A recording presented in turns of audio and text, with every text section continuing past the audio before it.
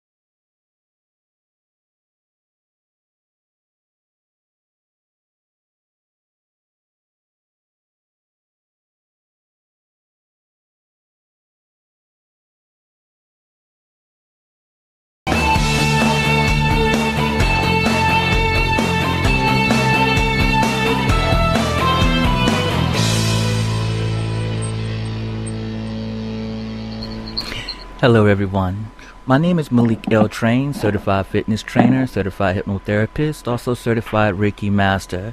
Today we're going to be interviewing and having a talk with Seafood Han K. Lee. He's an ex-CIA operative and also a master spy that's turned into a master healer through Spring Forest Qigong, which is dealing with different healing elements. Also, I have to help to question him is Michael Chikotowski. He owns his own herbal shop, and he's going to tell us a lot more about that. And I'm going to go ahead and introduce, and he also has been studying Tai Chi for like 30 years. And he's also an acupuncturist as well. Michael, can you tell us a little bit more about yourself? Yeah, I'd be glad to. I'm Michael Chikotowski. I live in Northern California, Redding, California. And I have a Chinese herbal business called East Earth Trade Winds, and it's found on the internet at eastearthtrade.com. But I've been selling Chinese herbs nationally and internationally for about 30 years, trying to promote health and awareness through Chinese herbs. I got my training in herbs actually from going to acupuncture college and have been licensed to practice acupuncture for about the same amount of time. And I have a clinic here in Redding called Redding Acupuncture Healthcare.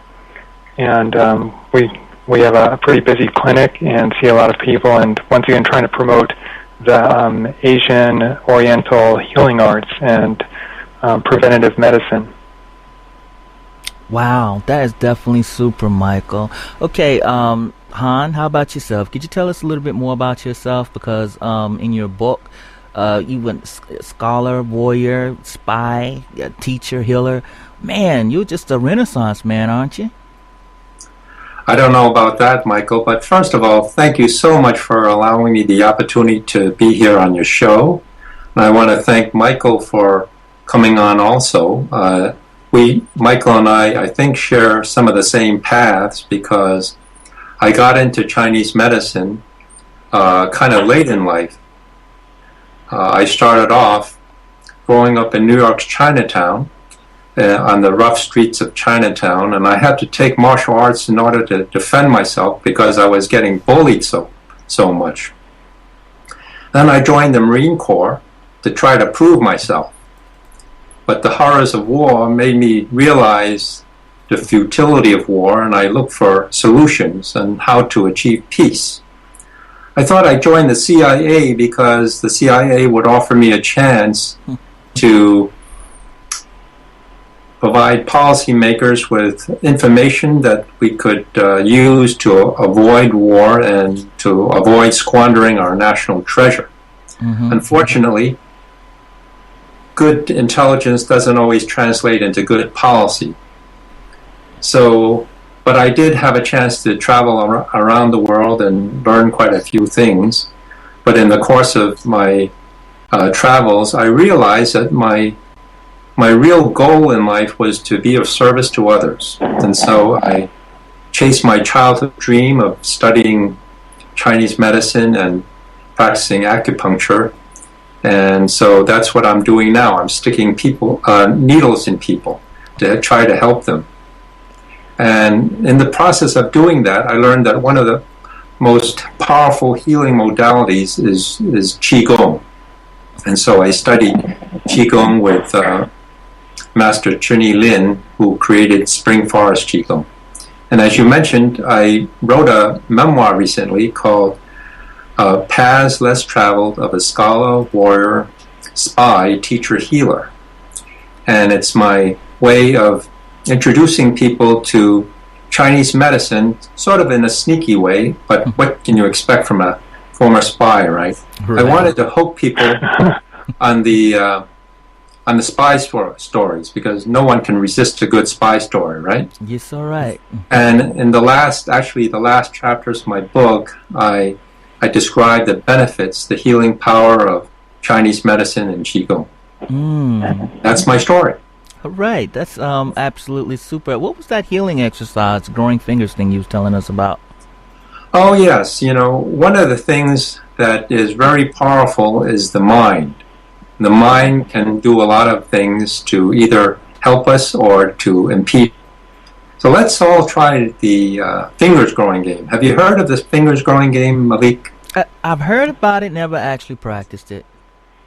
Okay, let's all try this. Even the people who may not see us on the video, but they can hear us. I want everybody to put their hands together so that you have two wrist creases, right? At the bottom, at the base of your palms, there's a line, there's a crease. I want you to carefully line up those creases and then extend your fingers and your hands so that both hands and fingers match. So that one hand is usually always with fingers longer than the other. To measure your fingers and see which hand has the shorter fingers. Have you got that, Malik? Yes, sir. Michael, have you tried that? I'm doing it right now, and my right hand fingers are shorter than my left. Okay, whichever hand has the shorter fingers, including all those people in our radio audience today and watching us in video, hold up the hand with the shorter fingers. Hold up the hand with the shorter fingers and drop the other hand. Drop the other hand. Now I want you to close your eyes. Close your eyes and imagine that your fingers are getting longer. They're getting longer and longer still. They're growing into giant, giant fingers. Giant fingers, longer, longer, and longer. Now, I want your eyes, and again, measure your fingers. Match up the base of your palms where the wrist crease is, and then match them up and stretch your fingers out. Now, what happened? Did the shorter fingers get longer? Yes. Malik? Mine did. How about you, Michael? They seem to be about the same right now. Yeah. Right. Okay. All right. Now hold up the same hand again. Hold up the same hand and close your eyes. Now fingers back to normal. Fingers back to normal. Fingers growing back to normal. Now measure your hands again. Now, what happened there? Did your fingers grow back to normal, Malik? Mine's did. Michael? It sure did, yeah. That's interesting. I like that. Okay. Now, for those of you in the audience, if your fingers didn't grow back to normal, you'd have to get new glove sizes. Now, let's try it with the other hand. Try it with the other hand. We're going to measure our hands again. Yeah, hold them up and be sure to line up the base wrist creases of your palm. Stretch them out. So the other hand with the longer fingers, right?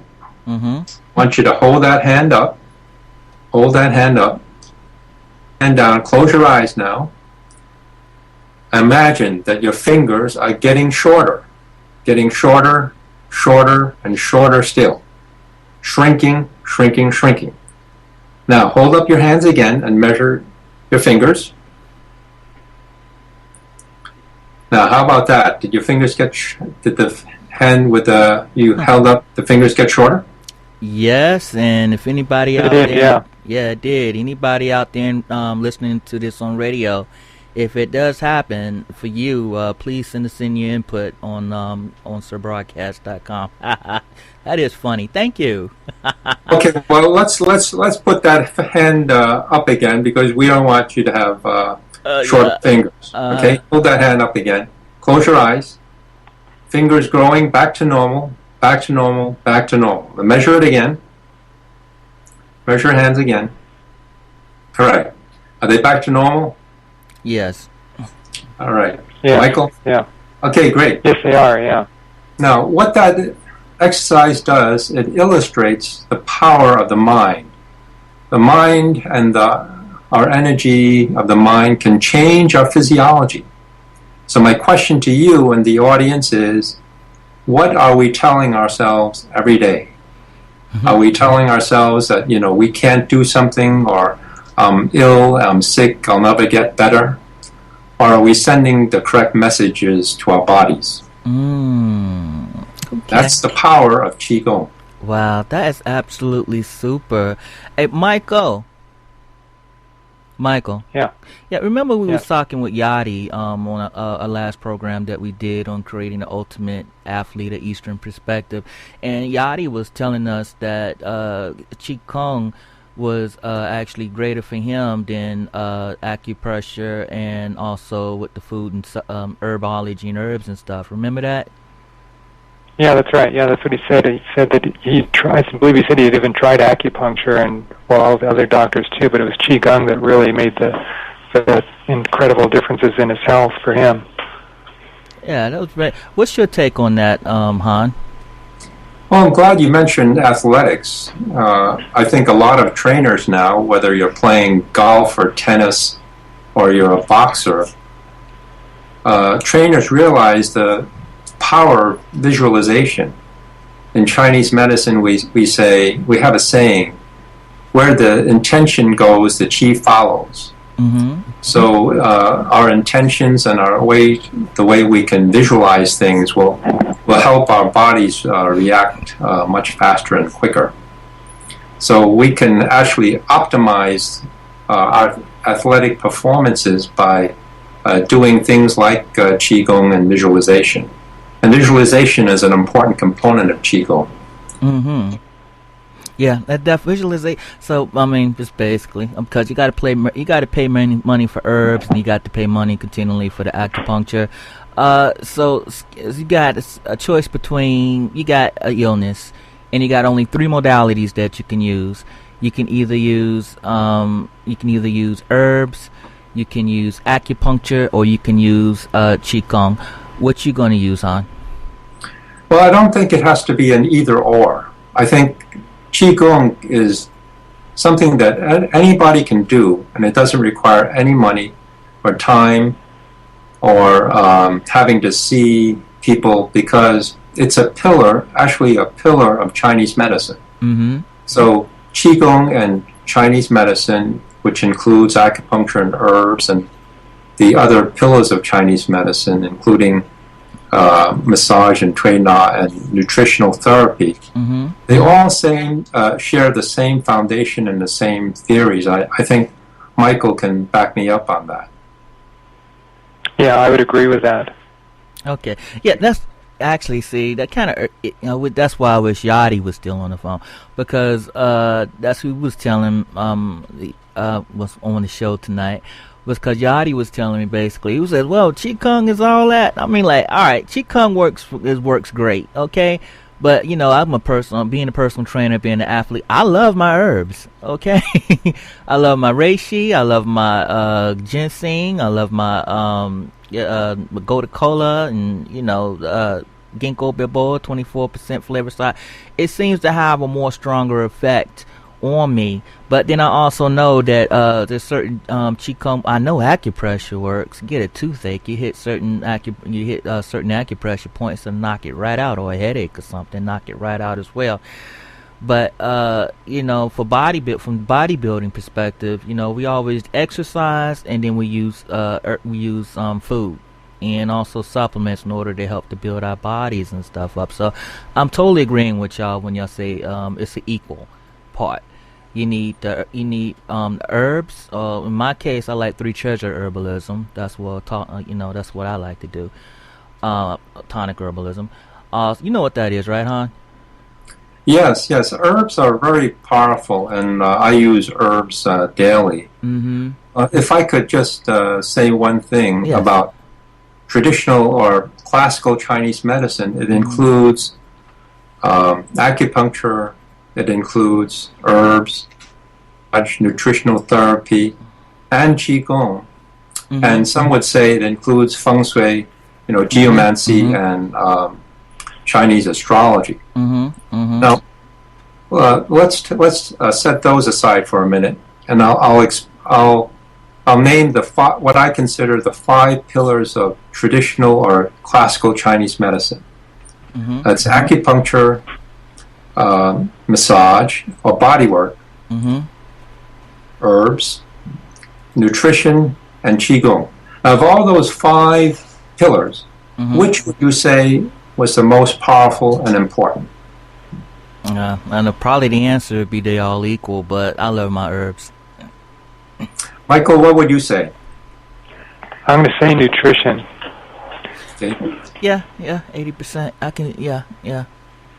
Now, you're both correct, powerful modalities.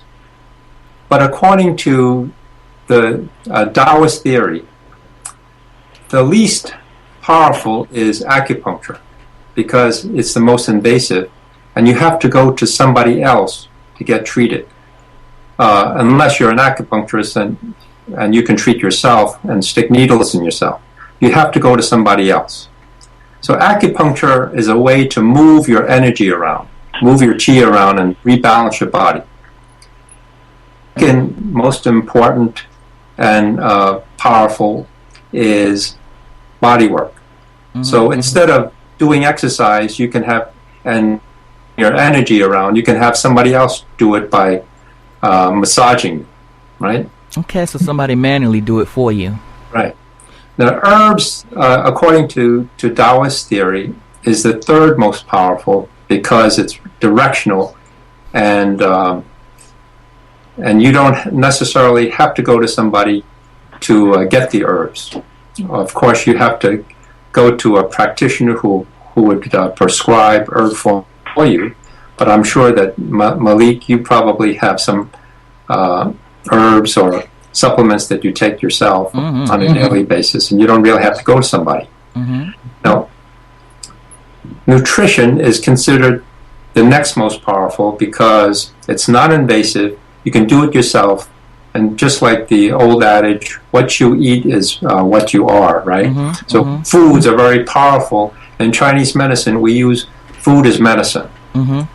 But the most powerful is what you can do for yourself every day is qigong, because it's non-invasive. You don't have to go to somebody else, and you can practice it every day on your own, and it can potentiate all the other pillars. Not only can it potentiate the pillars of Chinese medicine, but if you're taking Western meds, if you're taking Western pharmaceuticals, it can also potentiate the effects of those as well. so you can lower your dosage. Mm-hmm. And that's why according to Taoist theory, Qigong is the most powerful medicine. And Qigong includes breath. Mm-hmm. We breathe, how we hold ourselves, posture, movement. But the most powerful of all of the Qigong modalities is meditation. Because it's how you quiet your mind. And as we demonstrated in the fingers growing game, it's what we tell ourselves and the messages we send to ourselves and how we heal ourselves and also help others heal. Okay, Han, let me make sure I got this right. So they're like 5 pillars. And the 5 pillars, according to their order of importance or strength, is, you said the first one is Qigong? Now, the first most powerful is Qigong. And on that Qigong is the meditation or the still exercises, and then second is the moving, right? Exactly. Okay. Second is the second part of that is the herbalism. Now the next most powerful after Qigong is nutrition. Nutrition. Okay. Yes. Then we got nutrition. Which we eat every day. Okay, things that we eat every day. What's the third? Third is herbal medicine. Third is herbal medicine. What's the fourth? The fourth is massage. Fourth is massage, and the fifth is acupressure. Acupuncture. Actually, acupuncture. Okay. Yeah, I don't want to. Put myself out of business because I'm an acupuncturist. But I'll tell you, my goal is to help people help themselves. And that's why I always recommend all my patients practice Qigong. Right. So all your patients and also Qigong helps people to keep their results too, right? Yes. That's the most important, because we have a lot of people, they go into remission. I mean, they whatever you call it, when the disease comes back. And a lot of times, I mean, you can do it. You can help people with the acupuncture and all that other type. If they don't change their lifestyle habits, they have a tendency for those diseases and everything to come back. Exactly. Yeah. Exactly. And my Qigong teacher, Master Chunyi Lin, who created Spring Forest Qigong, I mean, he's made tumors disappear. Yeah, I've heard. Yeah, and that's really miraculous. Yeah, with dealing with Reiki and Reiki energy and stuff, I've actually seen stuff like that actually happen. So people have headaches, they disappear. People have pain in their jaw and everything, that they disappear. The most interesting, but the tumor thing, I tell people, people might get mad at me. I say Reiki is kind of like kindergarten, because anybody can do it when they go through that. When you go through the Qigong or the any of the Qigong things, that's more going towards like college, because you have to exercise, and you have to actually move your body on a regular basis, and also you have to do something that's with it. And I definitely find that to be very interesting. As a matter of fact, one of the head people of Spring Forest Qigong is a Reiki master. The lady who actually runs everything. You got Chun Li, and you got the lady who does the advertising and stuff. You know who I'm talking about, huh? I'm not quite sure, but we do have a lot of Reiki masters who have taken Spring Forest and really like it. Malik, I'm glad you mentioned Reiki, because Reiki has a lot of things that are very similar to Spring Forest Qigong, and all the energy work. They're all good, and they all have shared common elements to them. What I'd like to say about Qigong is that it involves not just healing yourself, healing other people. Now, in Spring Forest, we have different levels of Qigong, but the highest level is really the spiritual level. And in the spiritual level, we try to connect with our soul purpose and to become radiators of love energy. That's what Chunyi Lin espouses in his philosophy of trying to have a healer in every family in the world without. Because Chunyi Lin says that the greatest healing power in the world is love, unconditional love. So when we radiate love, we affect everything and everyone around us. That's it. And then we become what we are, and in our reality, everybody becomes more loving as well. You know, it's like a tuning fork. When you have a lot of tuning fork, when you hit it, it begins to vibrate, and then when there's another fork around there, and it's the same as the other one, it begins to vibrate too. And the Bible basically talks about that humanity or God is made of love, light, and life, and therefore, being children of God, we also will love, light, and light. And what happens is when we have somebody who's very loving, that it's just like a tuning fork. It begins to radiate that's the love that's within each of us. And so the greater love that we have, the more we begin to radiate it, and other people begin to resonate with ourselves. So that's why a lot of people, they call charisma or something. It's because you're a great resonator. And when you have that love and that confidence and stuff, you make everybody else seem more loving and seem more confident, and begin to accomplish things that they want to do in life. What you have to say about that, Han? Oh, absolutely. I think we're all connected in the universe, and the more chances we have to help other people, we're actually helping ourselves. I call it the boomerang effect. That is the boomerang effect. But he called compassionate action. Anytime that we begin to do things for other people and the planet instead of ourselves, the Bible says there's no greater love than a person have than this, that they lay down their life for a brother. And a lot of people think that they actually sacrifice their life, but it goes a lot deeper than that. If you sacrifice your time, time is the greatest thing that any man can have. So when you sacrifice your time and for your brother, for the planet, for the people that you care about and everything, that really what happens is that you got like 5 levels of brain, 5 levels of resonance within your mind. You got the beta level, which we're talking at.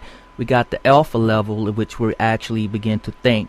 We got the theta, which is when for painless childbirth, or when you just don't feel pain at all. Then you have delta, which is sleep.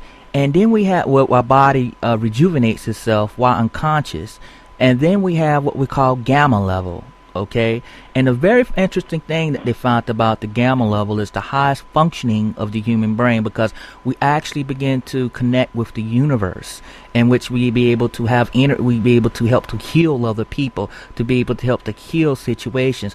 And they did a study on the Tibetan monks, and they actually found out that when they go in their prayer and the particular prayers and stuff like that, they reach this particular gamma level of this gamma level of mind, and they call it compassionate action for other people. That's why when people are so wrapped up in something that they love or something that they really care about, they can literally go days without eating or without sleeping, just focused on that one thing, because they're so passionate about it. It's because they literally hooked into the energy of the universe. It's just like if they're sleeping but they're awake, and I found that so amazing. That is so amazing. And when you mention compassion, Chinivin defines that as love in action. That is doing things for other people. And when you get into those meditative states and you get out of your own mind and out of your own ego and self and try to be of service to other people, I think that is very powerful. One of the things I learned in my life experiences is to try. One of my goals is to help wounded warriors, because I was in combat in Vietnam, and that's one of my big pet projects, so to speak, is to try to help wounded warriors and their families, people who have served our country and have risked their life and limbs serving our country. As I mentioned, I wrote, and all the profits from the sale of my book will be going to one or more charities that will benefit servicemen who have been either physically, spiritually, or emotionally. That is okay. Tell me about some stories that you actually worked with servicemen and helped them to get over their Gulf War syndrome and their depression and stuff more, Han? Yes, I provide free services to all former servicemen or current servicemen or women who have been injured in the line of duty. And I also offer free Qigong classes to these same individuals. Wow, that is super. Could you give us your telephone number over the air, please, for people who may want to call in, who's listening now on that? Yes, it's 571-306-0533. Okay, can you say that one more time, please? Yes, 571-306-0533. Okay, that's super. Could you give us any example of the people that you've actually helped? You don't have to give no names or anything. Just take us through one of the caseworks. Well, I'd like to tell you about one particular individual, and I'll mention by name because it's Adrian, who is, and his wife Diana, who have formed a charity called Invisible Wounds, and Adrian, if you Google Invisible Wounds, you can find these two individuals. Adrian was an Army officer who suffers from PTSD, and his wife Diana, they've been real advocates for getting help for veterans who are going through the trauma of war. Excuse me, hon. What's PTSD? PTSD, post-traumatic stress disorder. Wow, what is that? Well, that's when you suffer from psychological and emotional trauma. It could be at war, or it could be from rape, or it could be in a car accident. But the veterans who come back from Iraq and Afghanistan, so many of them suffer from PTSD and brain injury. Mm-hmm. And so what happened with the people? How did you help them? Well, I use acupuncture and Chinese herbs, and the most powerful thing is helping them to learn Qigong, because in Qigong they don't have any of the side effects of pharmaceuticals, and it works because a lot of people can't come to acupuncture as often as I would like, but they can do Qigong every day on their own. Well, did it work? Yes, it helps people, and in fact, the Marine Corps and a lot of the services now are teaching veterans how to do meditation. Okay. Not just people coming back, but people preparing to go into combat zones, because they can become more resilient and they can rebound faster, recover faster. Super. Hey, Michael. Yes.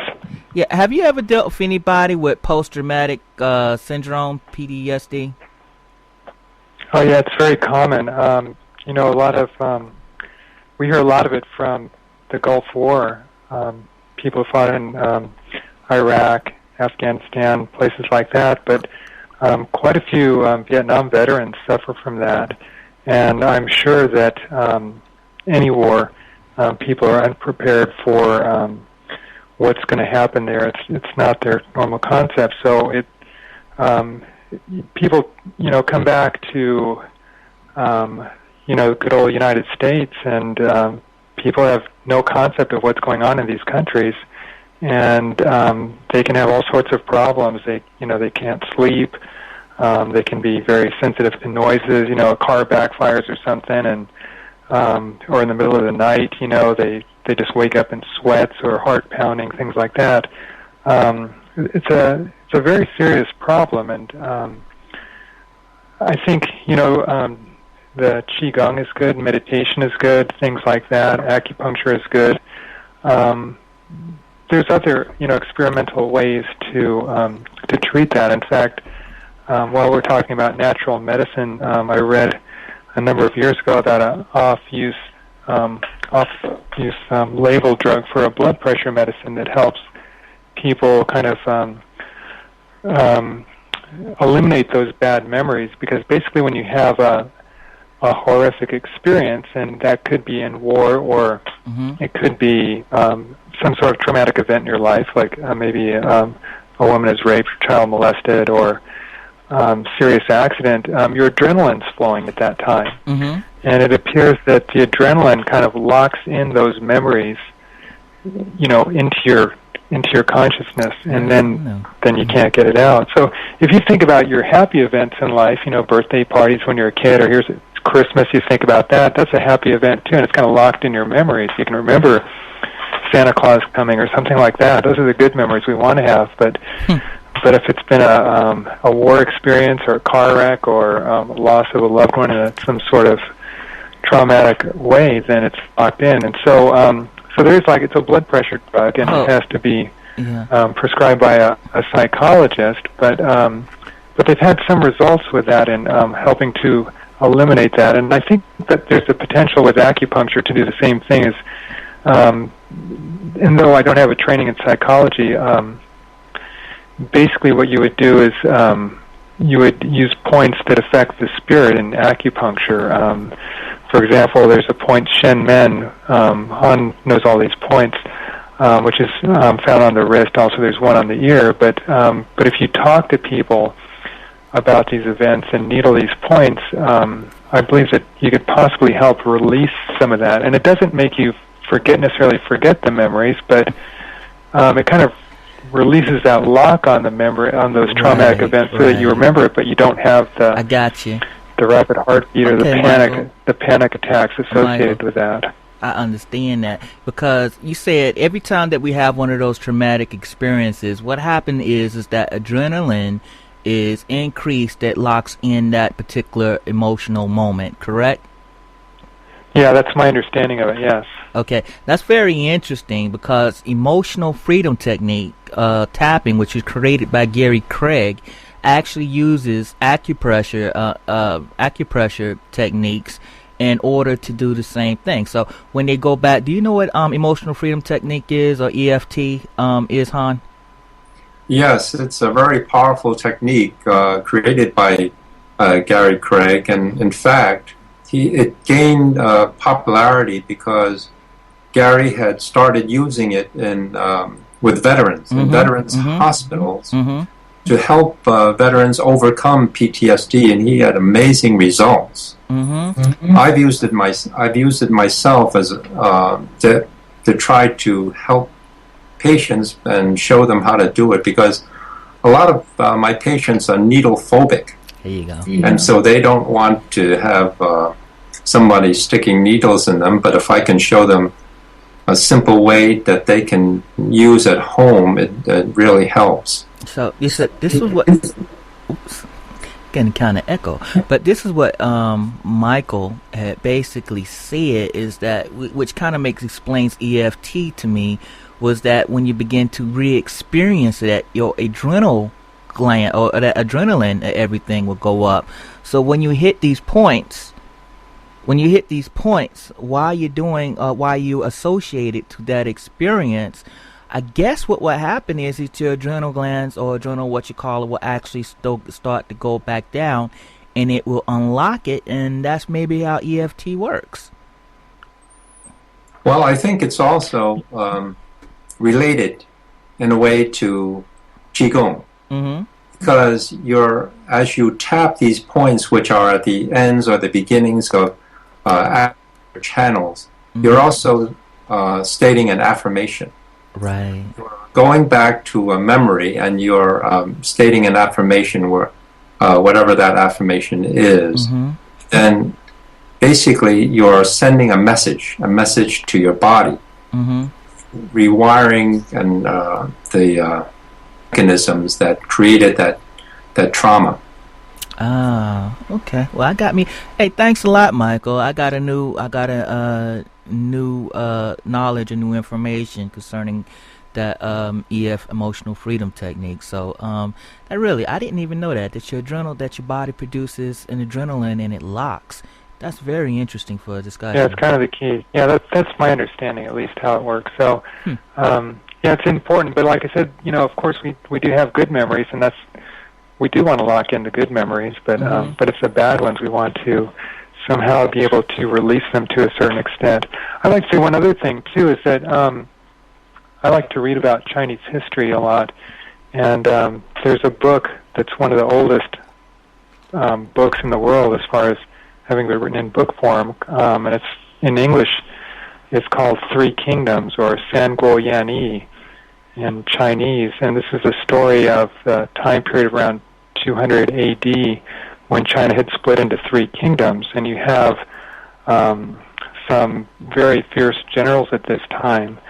And without going into the story too much, well, one of them is Guang Geng, who we often see like in Chinese restaurants. He's like in a little altar. He has the big sword, and he was elevated because of his fierceness to pretty much like an immortal standard. But in the story, what I find is interesting is that these men they go in these horrific battles where you've got tens of thousands of people battling with swords and knives and what have you, and then oftentimes they cry in the story. They cry about losing things, and so they're letting their emotions out. They're not locking them in. That's one way too. And sometimes, as men, we're taught, not to cry, but sometimes it's a good thing. You let those emotions out. You don't keep them in. You don't lock them up. So, but I thought that was real interesting about that story, because this goes back, like I said, the story goes back to 200 AD, and the book I think was written around the 1200s or something like that. Mm-hmm. But just interesting about that, and I think it's a way you've got to release these emotions of these horrors and things like that. Yeah, I think that's definitely that's true too. Han, over here on the picture thing, we have a picture of, is that you jumping up? That's me. That's when I was during my younger days, and that was taken in Washington D.C.'s Chinatown. Mm-hmm. So you say Chinatown was a rough place for you? Well, I grew up in New York's Chinatown. Uh-huh. So as a kid, I grew up there, and when I studied the martial arts, I started with Japanese karate, mm-hmm. and I continued the Japanese and Okinawan styles in the Marine Corps. And it wasn't until I got to Washington D.C. that I returned to my Chinese roots and studied Chinese martial arts. Mm-hmm, mm-hmm.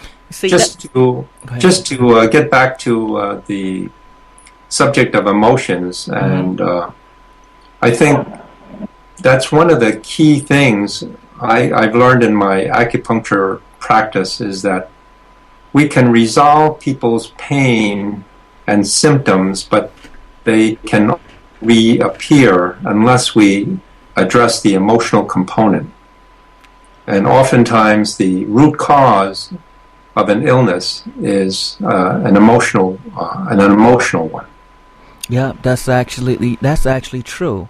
They found out that most diseases or whatever is due to a stress or imbalance within the body, and most of that is due to some type of emotional event. And once we remove the stress, the body can return back to its normal state of normalcy or healing, of health, so to speak. So yeah, that's why meditation is so beautiful. It's because it's like running a magnet over the entire body, or returning back to zero again. Once a person hits the meditation, you just simply letting go of everything that's holding you back from becoming the type of person that you already are inside. You're letting go of attachments. You're learning how to letting go of the heavy burdens that are constantly constantly holding you down, like the albatross around one's neck. So that's why a lot of times when you come across these iconical or archetypical masters and stuff a lot, they seem so happy and wearing such a beautiful smile on their face. Although all the crap and stuff is going on all around them, they're wearing a smile. Why? It's because they just let it go and let it be. And a funny thing in life, how we have a tendency to want to be worried about this and worried about that, and worry is not helping you, okay? Worry is not being proactive to helping you to achieve your goals in life, nor to find a solution. If you imagine that you're already where you need to be, and if you imagine good thoughts, you would attract the solution towards you, and your unconscious, whatever you focus on, that's what grows. If you focus on being worried and you focus on trouble, that begins to be grow. that begins to manifest in life and also in your body. If you focus on health and you focus on the solution, that will grow. And when you begin to meditate, what happens is that because you already got the answer, you already know what path in order to walk. The problem is that you can't see it. Okay? And when you begin to meditate, you begin to let these things go. It's like when you're trying to think of somebody's name and you keep on trying to remember, or you can't remember where you put something. When you let go, and you're just going about your business with a smile on your face, all of a sudden it pops up. And that's what people need to be doing in life. You know, in the Bible it says, cast your cares upon the Lord, for he cares for you. Regardless if you actually believe in God, Buddha, or whatever, it's a principle of detachment. Okay? Cast your cares off to whoever you want it to. Okay? Get it off you and just walk in life the beautiful person that you are. And that's what really living life is all about. Just focusing on Dharma, focusing on your divine purpose in life and to begin to fulfill it. And that's what, well, that's what meditation does for me anyway. I try to maintain a meditative state. Matter of fact, Deepak Chopra says is that when you have a compassionate, Deepak Chopra says, y'all know who Deepak is, right, Michael? Yes. Okay. Oh, yes. Okay. He says in his very first one on his 7 spiritual laws of success, on the law of potentiality, about maintaining anytime. It's instead of meditation, if you just have a compassionate action towards other people, you'll be at the same level as meditation. Okay, so if you want to continually meditate, just do nice stuff for other people. Okay, that's great. Yeah. You can't be worried about other people's. You can't be worried about your own junk or own stuff that's going on in your own life when you're out here helping other people. Okay. I love that. Yeah. So I found that to be very interesting. That's the 7 spiritual laws of success by Deepak Chopra. The very first one is the law of potentiality, where you have meditation on a daily basis. Your number one, he got it from The Course in Miracles, is for today I will not judge. Okay? That'll put you in a meditative state. Second state one is continually meditate on a continual basis, 1 hour a day plus. And the third thing is just completely just live a compassionate life. If you do either of these 3 things, you begin to access your who you are as an individual and begin to manifest your true potential in life. And that's why I love my show so much, because I'm doing what I love. And my producer, he can't understand why one way said when I'm out in public I act one way, when I'm here I'm just like totally confident. I don't care who I talk to. Okay, it's because I'm happy about what I'm doing. And it's the same way with you, right, Michael? You're happy about what you're doing, right? Oh, exactly. Yeah. It's not like going to work. It's doing what you like. Yeah, that's bliss. What about you, hon? You like what you're doing? Oh, absolutely, and I agree totally with what you just said. Yeah, that's so cool. That's why you got out of the CIA, huh? You wasn't following your bliss. Well, I enjoyed my time in the CIA. I think all the paths I've traveled have actually led me to my end goal.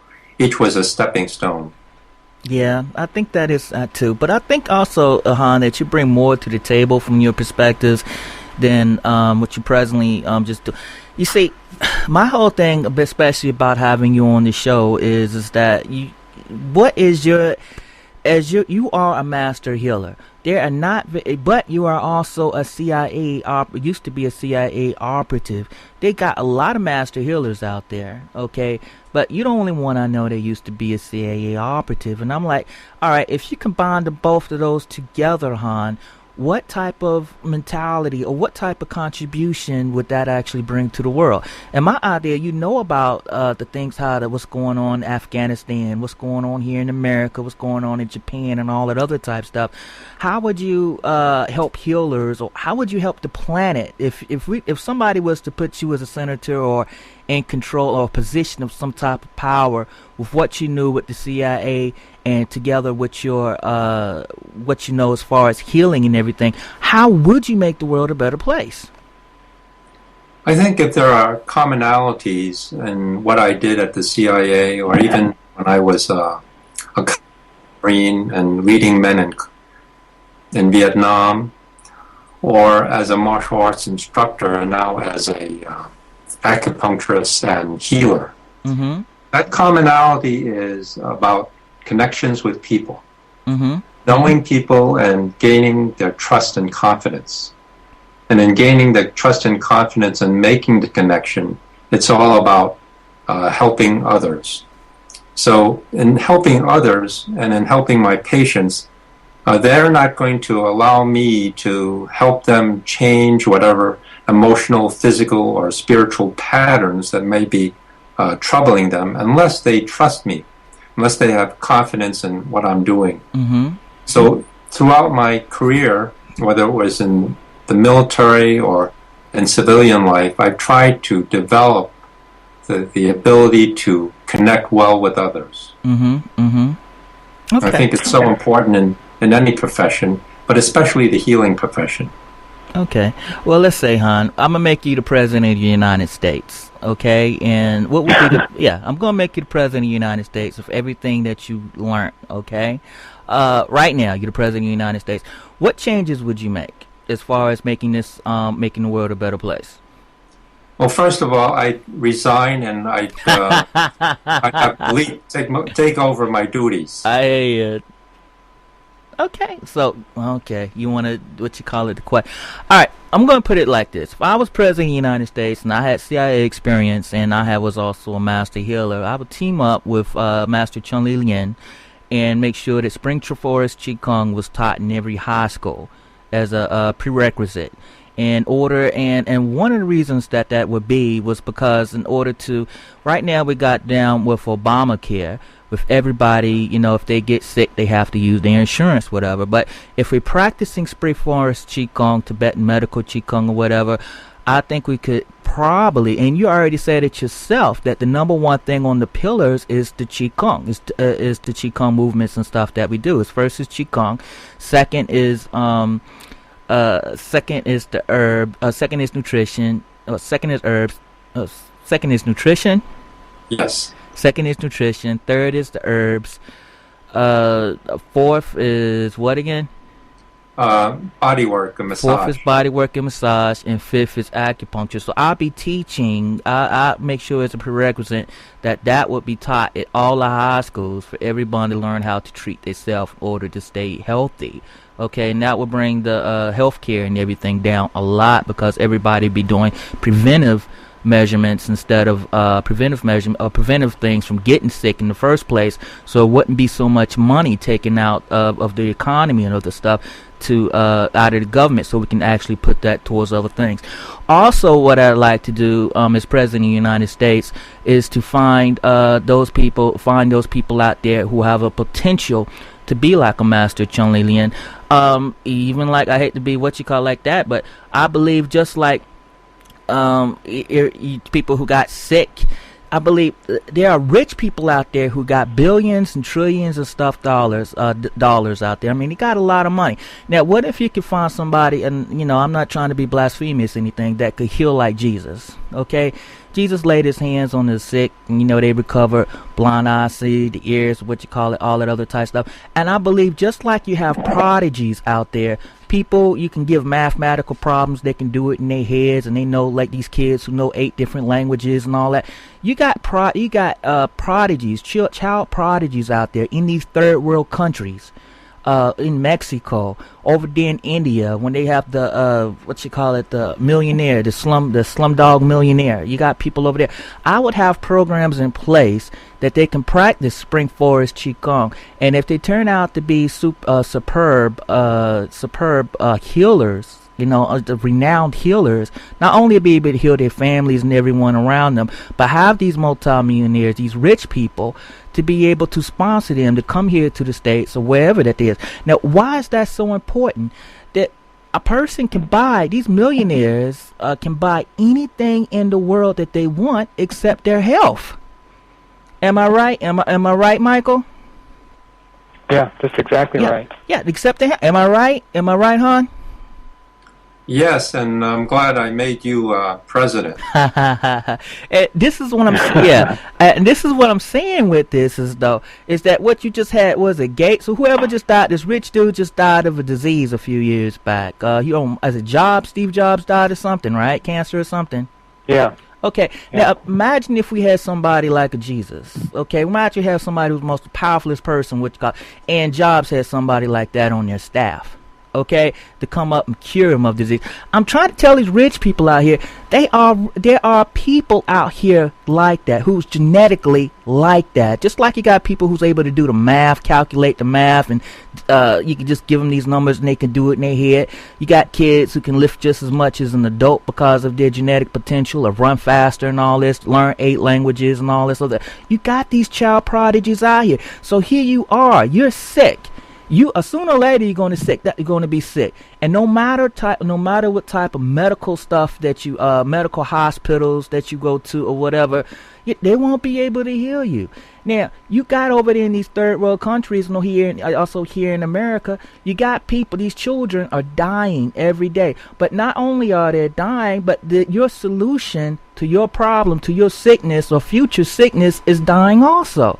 And if we could take Spring Forest Qigong to these third world countries and have them to practice with the intention that if they do real good at this and they get real good at this and earnestly, because the very first thing that happens is, Han, according to Master Chun again, is that he always get on his students about practice. Am I right? Yes, and I'm glad you mentioned about getting these child prodigies to learn how to be healers. Because Chun Lin says that everyone is born a healer. Mm-hmm. So, just because I hold a title of Master Healer, that doesn't mean that other people can't do it. Everybody has the potential to help themselves heal and to help other people heal. That is the truth. And let me tell you what. 3. A funny thing happened to me because I'm a Christian. Okay, I had it's interesting. I'm Pentecostal or whatever, but I had this lady who used to be my best friend's mom. She had cancer, and for some reason they didn't tell me this, and for some reason God, Lord, whoever you like to say, told me to drop out of the house, and I said, I'm here to help you, okay? And I prayed for them. And the next day she went to the hospital, whatever. She didn't have cancer anymore. Okay, so I know, and her, my best friend, his name is Marcus or whatever, and he just asked me about that. But this is what I did as a child, and what get me about this, Han, is basically this: if I had a healing program or something that was in place back during that time, maybe my life would be a little bit different. I think that there are people who. There's children out there who can, if they had that type of technique or if they had the systems and stuff in place, there could be a real benefit to the society. But let's face it, there's just not no money into it. Now, that's why I bring up the fact is that if we says, hey, Mr. Steve Jobs, if you invest in this Spring Forest Qigong program, we can go find these kids or people who have a natural talent for healing and put them earnestly into the program in order that when you get sick or something, we'll have them there on staff to be able to help you. Now, a lot of times in China, what they had basically is that they have groups of healers come together in order to help heal people. Have you heard of that, Han? Well, Qigong was really big in China, unfortunately, because of the politics. Mm-hmm. A lot of the Qigong programs that were sponsored by the state are no longer getting the research money that they used to get. It used to be that Qigong was part of the curriculum in the traditional could you hold on 1 minute? Chinese medicine. Yes, could you hold on? All right, everyone, we're about to go off the radio. If you want to listen to the rest of this, please look at the video, and we'll take it from there. Okay, go ahead. So, unfortunately, the state sponsorship of and research devoted to Qigong is no longer as it was. Yeah, I know. And you see, that's what made me so mad about that, because, we here in America, so I can actually talk about this. It was the advent of Falun Dafa, or Falun Gong during that time. It became so, you know about that, right? Exactly. Okay, that what happened is because one of the things that the Fallen Dafa actually preached about was about truth, compassion, and forbearance, and they had so many people getting healed in that particular program. So many people having positive change, their lives being transformed or whatever. They wasn't hurting people and all of it. The government or whatever didn't like that because a lot of their high-ranking people were involved in that because it became life transformational. And this is the problem, Han. Is basically this is that the Qigong exercises is definitely a threat to the established to the establishment, because instead of being dependent upon them in order to get healed, we become dependent upon ourselves. Okay, and that from a CIA perspective, I mean, what you think about that? Well, I don't want to get into the politics of it. I think it's pretty complicated. Mm-hmm. Unfortunately, the Falun Gong movement was based in Taiwan, and as you know, Taiwan and the people on the mainland have their political differences. Gotcha. Unfortunately, the Falun Gong movement was actually a political movement that was corrupted to some extent because of that. I know, and that's so, what. But in China, people are still doing qigong. They can still get, but the main thing is that it isn't officially. It doesn't get the funding that it used to get, the research money. Right, and that's why I'm so focused on about having, if any people listen to this, is about finding child prodigies or whatever, because I say it's all, most of it's all related to money. And if I tell a person the Rockefellers and the whoever else is what you call it out there, it says, hey, we got talent around here, a talent around the world right now that can heal just like Jesus. We just got to find them and train them. But the whole thing about it is, I'm just saying metaphorically speaking, okay?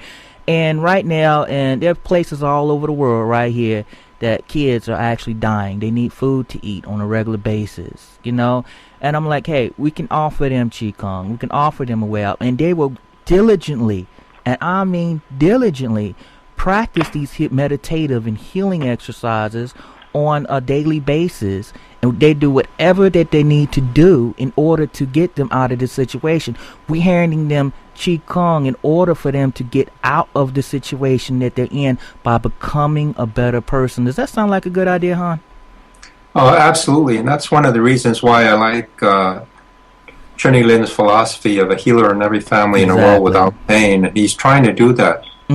Myself, as an acupuncturist, I can only heal one patient at a time. But if I can teach one person Qigong and then teach other people, then we can get a whole community of healers. Exactly, and that's what I'm focused on.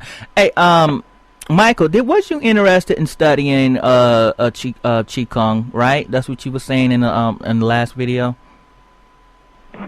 I was interested in it. Yeah. I have studied a little bit of Qigong, but I haven't been persistent in practicing, let me put it that way. But over the years, I've taken a number of classes. There was a very well-known Taoist priest in California who used to come up to our area, and he would teach. And so I took classes with him a number of times, and but unfortunately I never kept it up. But I would just like to comment, though, one thing about your comment about finding like children who could be trained and put back in their communities. And Cuba actually has a program with doctors where they do that. They find people in poor countries and they sponsor their education as medical doctors. And these people have ties to their community, and they go through the medical training. These people come from dirt hovel schoolhouses, and they end up being medical doctors. But then they go back in their community, and they love their communities, and they want to help them. And anyways, what you were talking about reminds me of this. It's like training people and putting them back into their communities where they have a tie, which would be very valuable. Yes, and that's what Master Chunyi Lin wants. He wants a healer in every family and a world without pain, right? Exactly. Yeah. So, I mean, you're talking about, huh? I'm looking at your, when I'm looking over here in Chinatown, you was actually, it was an interracial, brotherhood, wasn't it? It was. Now, when I grew up in New York's Chinatown, Mm-hmm.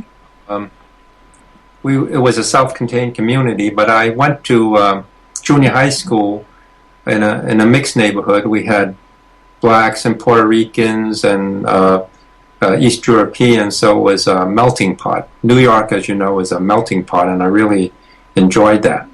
Yeah, I can see that. I like that. That's probably helped you a lot in when you was in the CIA, as far as interrelating with different people and stuff. Now, you also study a martial arts style called Jiao Gao. What is that specifically? Yes, Jiaoga is a hybrid system. It's comprised of two southern systems and one northern system.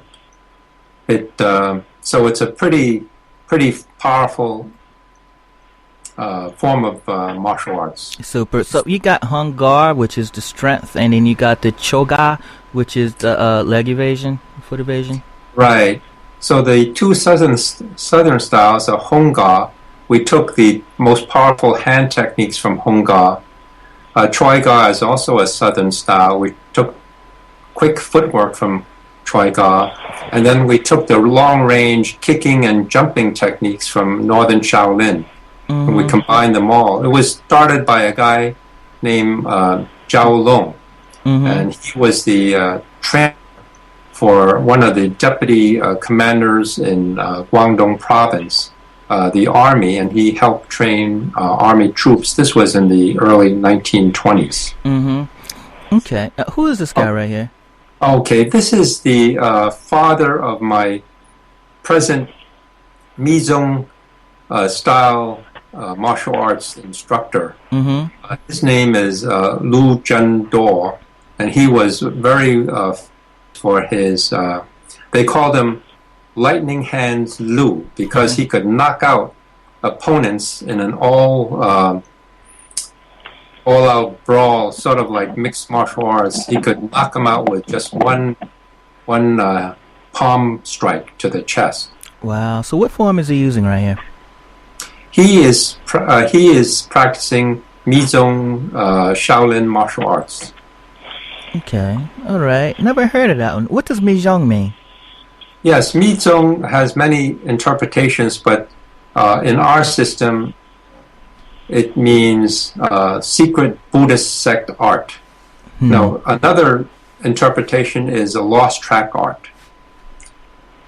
Okay, interesting. It's a combination of Bagua, Xingyi, which is the internal styles, which I know you know about, Mm-hmm. Tai Chi, and also Northern Shaolin. So it has both internal and external. Interesting as far as that goes. And his form is good too. Look at that.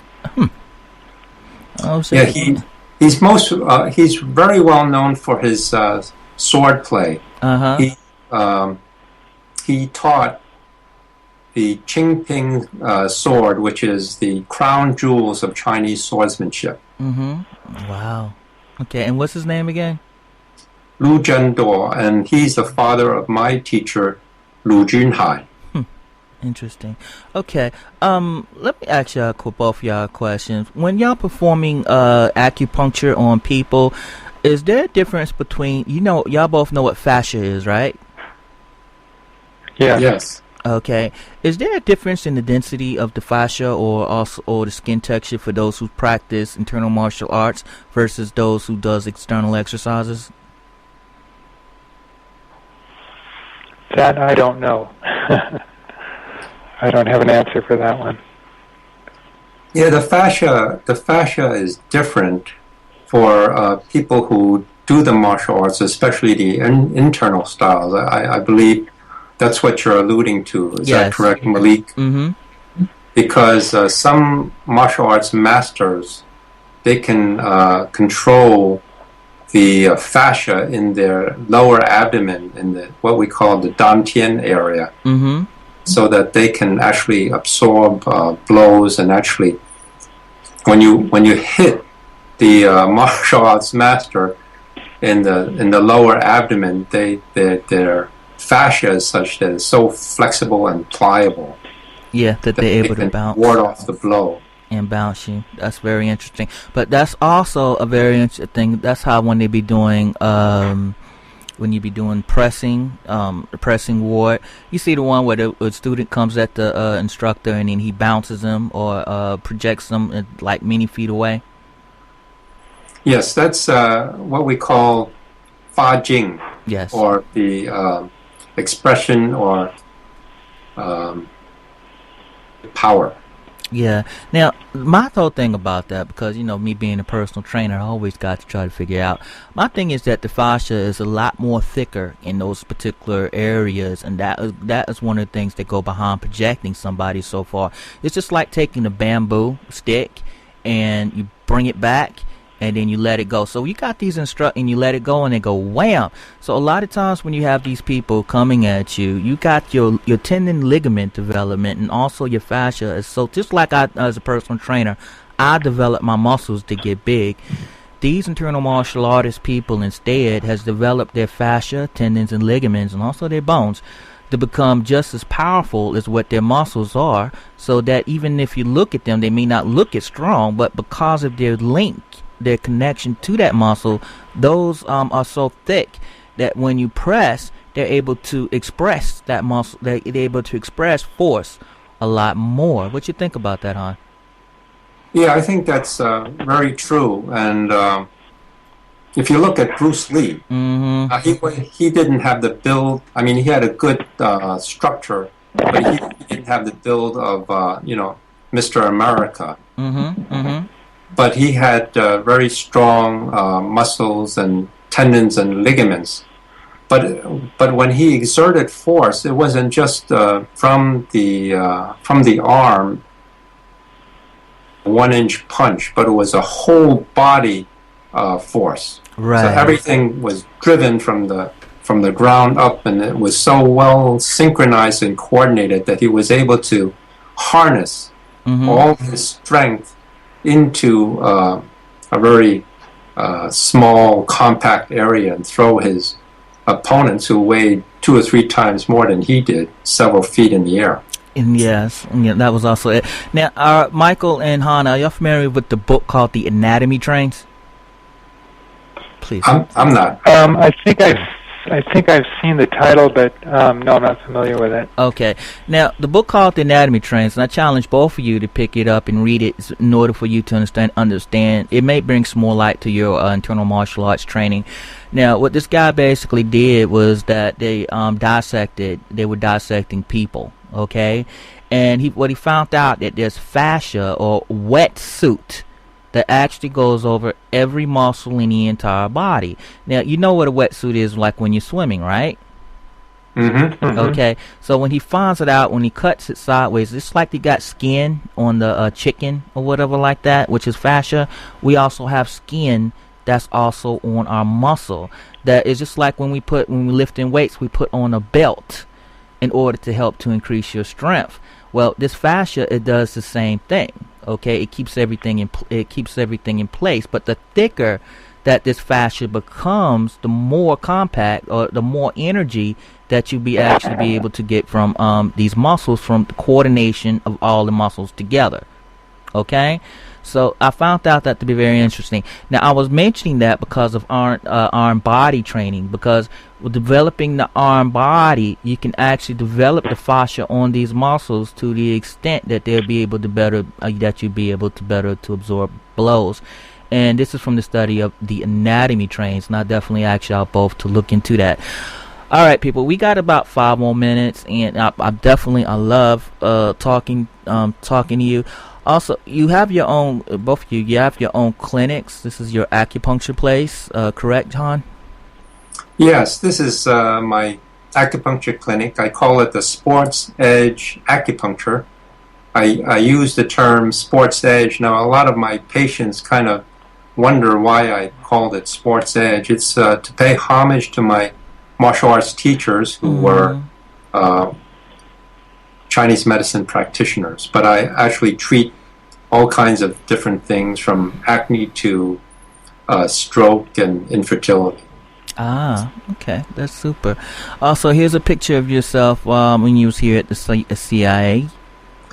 Yeah, that's me standing at the lobby. It was during my retirement ceremony, and my wife is by my side along with my two daughters. Okay. All right. Okay. All right. And this is the picture of Chun Li Yin. Yeah, this is a picture with me and my Qigong master, Chun Li Lin, and we're in Minnesota. Okay, that's cool. Yeah, I always wanted to study under him. Is he just as powerful in person? He's even more so, and what I like about him is he's really a humble person, and he walks the talk. Yeah. And what I also like about him, and what resonated with me, is that he's well versed in Chinese medicine, acupuncture, all the pillars of Chinese medicine, but also Chinese geomancy and feng shui and astrology. Okay, that's absolutely good. All right, we're gonna we got about 3 more minutes. I'm going to ask y'all, do y'all have any parting comments, anything that y'all like to say? I'll start off with you, Michael. Yeah, the conversation this was a good conversation, and thoroughly enjoyed it. I would like to see it go on again. But one thing when Han discussed the 5 pillars of Chinese medicine is that's kind of like the 5 pillars of healthcare too, because that's how we can start taking care of ourselves through meditation, qigong, nutrition, herbs, massage, acupuncture. But the rest of the world takes it another level, which is into more external medicine, which is they're getting pharmaceutical drugs, they're going for surgery, x-rays, chemotherapy, things like that. And that's a very, very far out extreme. So if we make a continuum of all those things from meditation to, say, surgery and chemotherapy, we want to stay on the end where we're doing the meditation, nutrition, herbs, exercise, things like that, and not get out on that farther end. And I think that's been the focus of our discussion today, too, is to taking care of ourselves, learning how to do qigong, or the importance of taking care of ourselves and living a healthy lifestyle. Yeah, that's absolutely true. And yourself, Han, any parting comments? Well, Malik, I want to thank you for the opportunity to be on your show. I thank Michael for your remarks, and I want you to continue to do what you're doing to spread the word and to help make a healer in every family in the world without pain. And happy holidays to you and all the people in the audience. All right, that's definitely super. Now, would y'all both like to come back? You know what Dit Dao is, Han? Oh yes, and I brew my own. Okay, would you be interested in sharing your secrets over the radio? Absolutely. Okay, what about you, Michael? You do Dit Dao? I do, yeah. Okay, would you be interested in sharing your secrets over the air?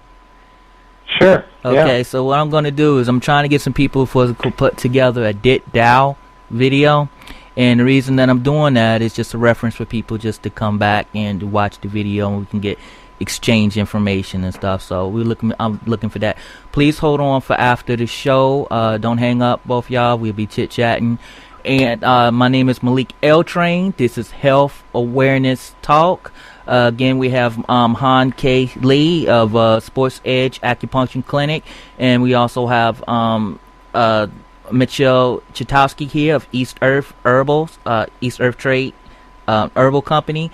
And all y'all out there, please have a wonderful night and see you soon. Thank you.